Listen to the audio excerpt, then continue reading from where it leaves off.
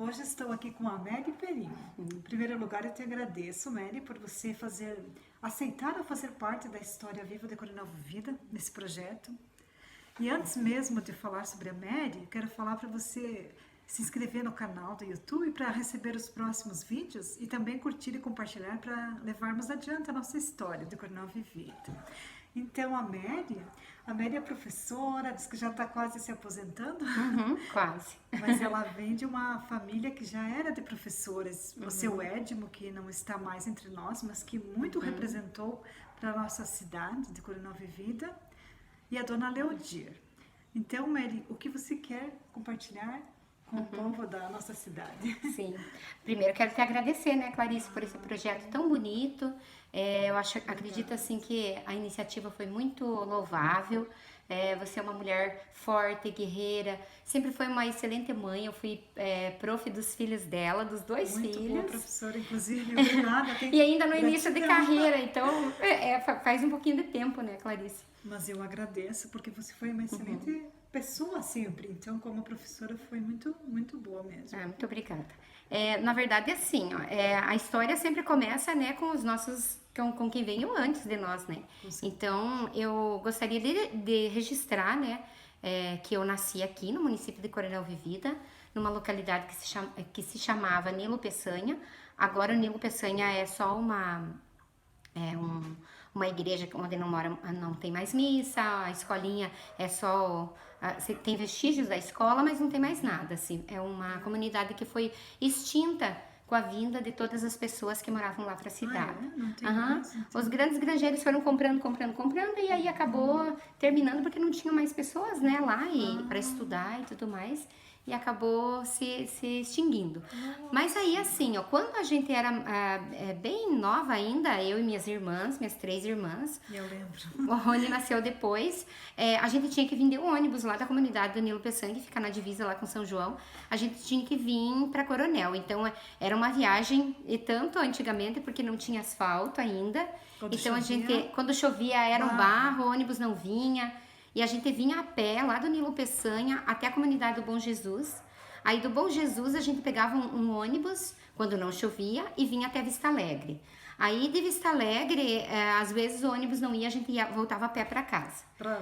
Lá para o Nilo Peçanha, para estudar. Então eu saía assim 5 horas da manhã, tinha uma época assim onde tinha um inverno muito rigoroso, era bastante frio. Às vezes a gente chovia, então a gente colocava um saquinho plástico no pé para não sujar o tênis, para chegar até o lugar onde estava o ônibus.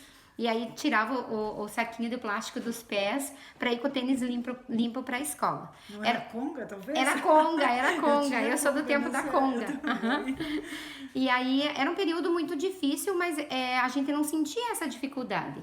A gente vinha, todo mundo reunido, eram crianças alegres, então a gente vinha contando histórias, sonhando em ganhar na loteria, para ter um carro para voltar para casa. Os sonhos de criança, né?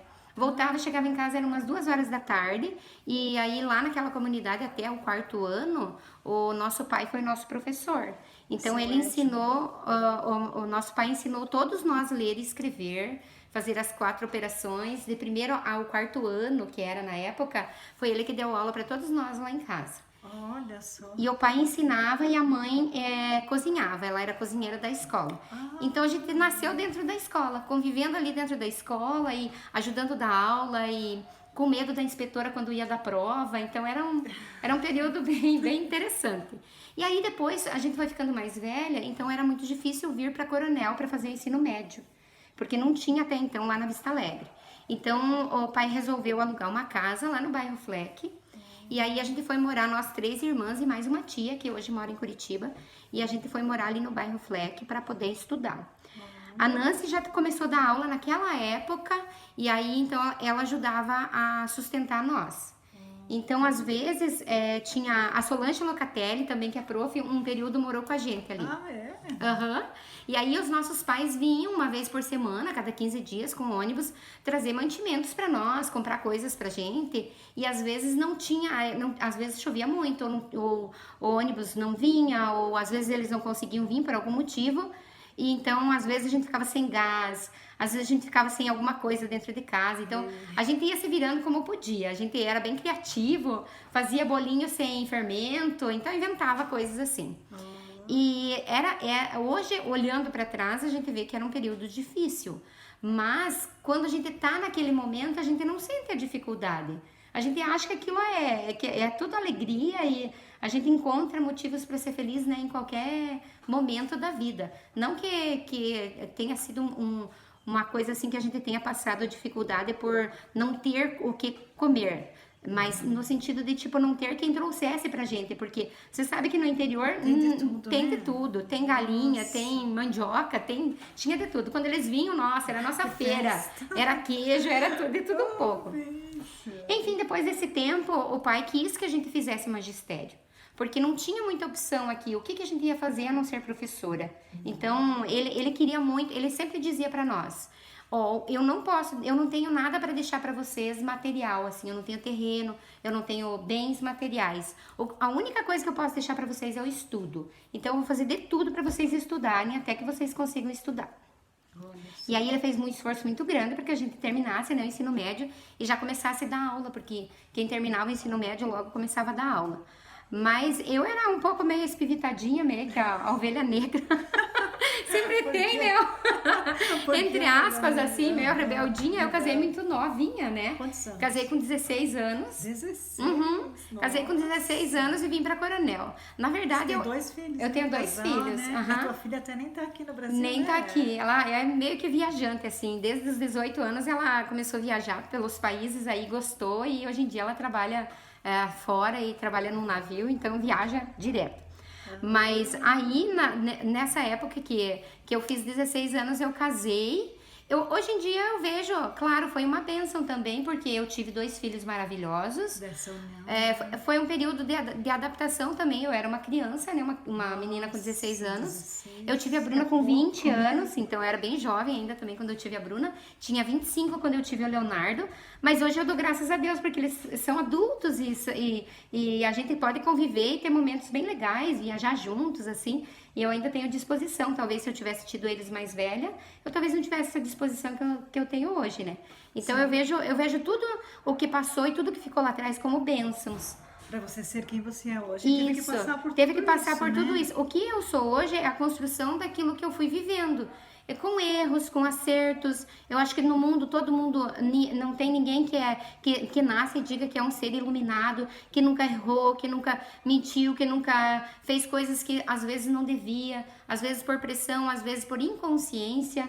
Então, eu acho assim que a gente tem que ser realista, que se a gente fosse ser evoluído e totalmente imune a tudo isso, a gente nem estava nesse planeta.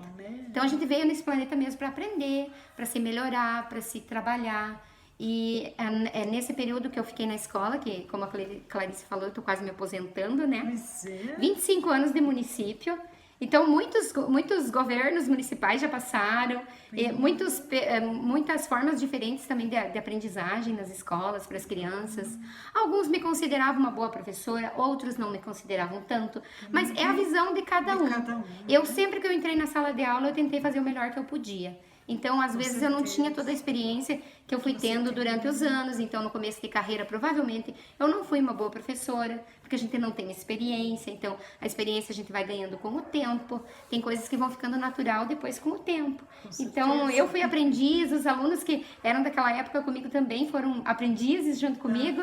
Mas era tudo um período, né, Clarice? E isso foi... Tudo vai se adaptando, Tudo vai sendo construído, né, no tempo.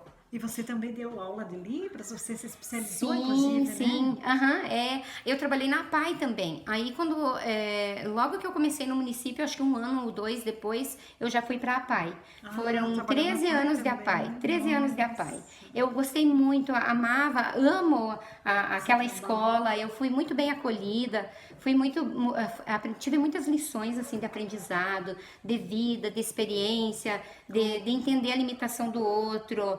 foi uma escola, assim, a PAI eu acho que todo mundo deveria se dedicar a ir pelo menos uma vez por semana, ir lá, passar uma hora, uma meia hora com as crianças para ver que apesar da dificuldade deles, eles têm uma alegria tão grande, uma amorosidade tão grande, eles vivem aquilo como do jeitinho deles, mas assim, com aquela alegria, né? Tudo vira festa na escola. Olha, que E bom, foi um né? tempo assim, só que também o meu tempo lá terminou. Porque aí Cumpriu veio o teu propósito cumprir meu lá, propósito né? lá. O momento que eu tive que sair, eu realmente saí.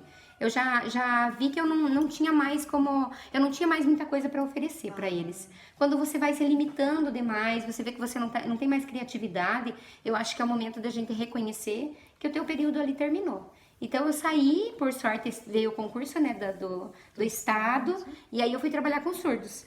E aí eu fiquei 15 anos numa sala trabalhando com surdos. 15 anos. Dei muito curso de Libras junto com os surdos aqui em Coronel. Consegui passar no Pro Libras, até algumas colegas de Pato Branco tiram Parabéns, sarro. porque não é fácil. Eu, É como difícil. não aprendi nada. Eu acho que precisa dos 15 anos mesmo. É um exame muito difícil, na verdade nem existe mais, agora foi extinto, agora é uma banca, mas era um exame feito pela FENES, com a Universidade de Santa Catarina, a UFSC, e era um exame muito difícil. E aí, cada ano, eu reprovei umas 3 vezes no exame até passar, mas eu me dedicava, estudava, não tinha muita aula por aqui, então eu entrei de cabeça naquilo, eu quis aprender aquela língua. Eu acho que estava no meu caminho aprender aquela língua, porque hoje em dia eu consigo, converso com um surdo de qualquer lugar, encontrei surdos em São Paulo, já puxei papo no metrô. Olha, que bom. Então, tipo, a gente tem uma nova possibilidade de interagir com pessoas que De talvez... longe e de outros países Sim, também, né? é. Você não precisa dar isso Só que, na verdade, Clarice, a Libras muda. Muda. De cada país é a sua língua de sinais. A Libras é só brasileira porque ela é baseada na língua do Brasil. Daí, nos Estados Unidos, eles pegam o alfabeto, a língua americana, né, que é o inglês, e aí eles adaptam a língua de sinais para eles também. A língua de sinais é única para cá, tipo, única. Cada país tem a sua. Bom. Mas foi muito legal, foi um período bom. bem importante também. E agora você está dando aula de yoga? Sim, na verdade, assim, eu tô em transição agora de carreira, porque eu penso que o trabalho nunca termina. Não. E trabalho, assim, é você contribuir para a vida dos outros. Então, se eu tô contribuindo para a vida de alguém, já valeu a pena. E quando eu fiz... o pai morreu, eu tinha mais ou menos 25 anos, então foi um período bem difícil para nós todos da família, porque ele era a nossa base, nossa estrutura. Eu lembro Então, muito bem ele do morreu seu com Ed. 52 anos, era super jovem. E aí a gente ficou se perguntando, né, mas e daí, tipo, é só isso? A gente vem aqui, trabalha e morre, né, acaba assim, dá um mesmo, choque. né? Dá um choque. E a gente começou a procurar o autoconhecimento, se conhecer, entender quem éramos nós. Principalmente eu e a Nancy, que a gente foi atrás de cursos, fazer pós-graduação de psicologia transpessoal. E a gente fez uma infinidade de cursos desde o ano 2000, mais ou menos. Olha, Então faz bastante 20 anos que a gente vem buscando isso, buscando se Parabéns, conhecer, né? fazendo terapia, errando, acertando. E com 35 anos foi um marco assim pra mim.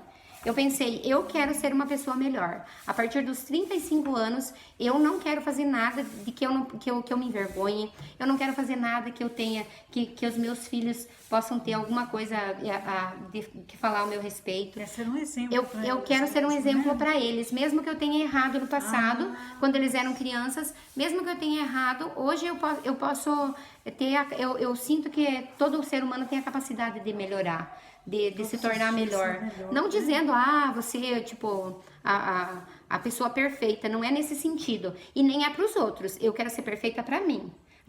Pro meu coração, pra eu deitar e dormir em paz.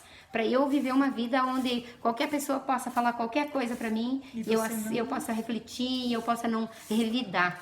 Porque o automático, tá né? Você que tá...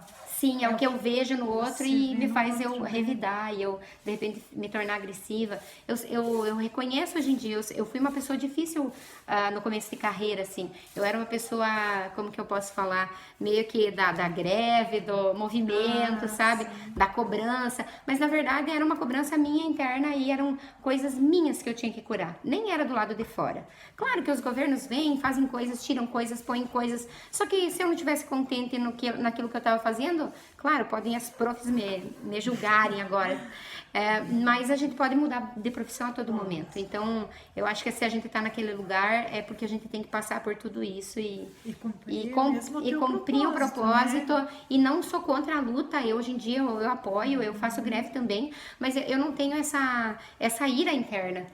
Entende? É isso, paz, eu tô em paz. Eu tô lutando pelo direito, mas eu tô em paz. Porque eu sei que eu não vou colher nada daquilo que eu fizer pelo bem.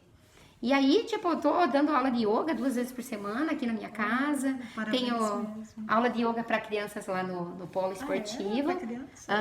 No programa Fonte de Talentos tem agora essa oficina, já faz 4 anos que abriu, que é de yoga para crianças, ensinando eles a respirar direitinho, ensinando eles a fazer exercício, aprendendo valores que às vezes a gente se deixa perder, né, no dia a dia, mas o valor entre eles, né? É importante isso mesmo, né? Porque quando você está crescendo, você está se desenvolvendo espiritualmente também, né? Também, E legal que você falou nesse sentido, assim, que você tá evoluindo. As pessoas têm um mito muito grande em relação à palavra yoga. Muita gente critica, diz que isso é uma seita, que é coisa espiritual. Gente, não existe yoga, significa união. União do quê? Da minha mente com o meu corpo. Então ninguém vai esvaziar a mente de ninguém. Aqui não existe religião nenhuma, não é budismo, não é hinduísmo. É um método para você melhorar como ser humano fisicamente e mentalmente. Claro que se você tá bem mental, se você tá bem com o teu corpo, qualquer religião que você frequente, a tua fé vai aumentar. Porque você tá se sentindo bem, você não tem limitação nenhuma para te impedir a tua crença. Mas nós não envolvemos religião. Aqui na aula de yoga eu tenho evangélicos, eu tenho católicos, eu tenho espíritas, eu tenho pessoas que não acreditam em nada. Então, qualquer pessoa pode praticar yoga. É a unidade, né? É a unidade, é você se conhecer, é você entender se o teu pé tá bem, se a tua cabeça tá doendo, por que tá doendo, como eu me sinto. São exercícios, são relaxamentos, meditações, sabe? Sentir aquilo que tá acontecendo dentro dessa casinha, digamos assim, que é o nosso corpo. Pois é como diz aquela frase, que a maior dificuldade do ser humano, ela não é aprender, é você aprender novamente, né? Verdade. Você tem que ver que tem outras coisas, né? Sim. Que não é só aquilo que você pensa que tá certo, Sim. mas que tem outras maneiras de ver o mundo e as pessoas. Verdade. Né? E às vezes a gente tem muitas pessoas que falam, isso aí é uma cultura que veio lá da Índia, lá eles idolatram uma vaca, um não sei o que. Não é que é uma coisa que veio da Índia. O autoconhecimento, ele é do mundo inteiro. Se lá eles desenvolveram de uma forma diferente e eles têm as crenças deles em outras coisas, isso não significa que a gente tem que pegar a crença deles para nós. Mas eu acho que aquilo que eles construíram de bom, por que não utilizar? Né? Cada um fica com a sua crença, mas ao mesmo tempo agrega outros valores. Lógico, né? Sim. E aí, você quer deixar uma mensagem para o povo que está te assistindo aí? Pois é, e quem sabe até, né, Clarice, já que vai para as redes sociais, quem sabe lá meus netos, se é que eu vou ter algum neto, né? Eu espero que sim também, eu espero, já tá na hora de ser vovó. Eu espero que assim, que a minha vida sirva como não um exemplo, porque eu não quero seguir de exemplo para ninguém. Porque eu acho que cada um constrói o seu caminho, mas de certa forma deixar a seguinte mensagem assim, que a gente pode mudar o tempo inteiro, que ninguém é escravo de que nasceu e tem que trabalhar naquilo uma vida inteira, ficar casado com a mesma pessoa a vida inteira, fazer tudo do mesmo jeito a vida inteira. Hoje em dia o mundo mudou, e se a gente não encontra mais sintonia naquele lugar, naquele espaço e naquele tempo, não significa que você desistiu, significa que você cumpriu o teu tempo. Você cumpriu, fechou um ciclo e você vai para outro ciclo. Isso. Porque se você tá num ciclo doente, você vai adoecer cada vez mais e você vai morrer ali. Então o mundo é livre, é perfeito e a gente tá sempre reinventando. Muito obrigada por você. Gratidão, Clarice. Obrigada. Tudo bom. Pra você também.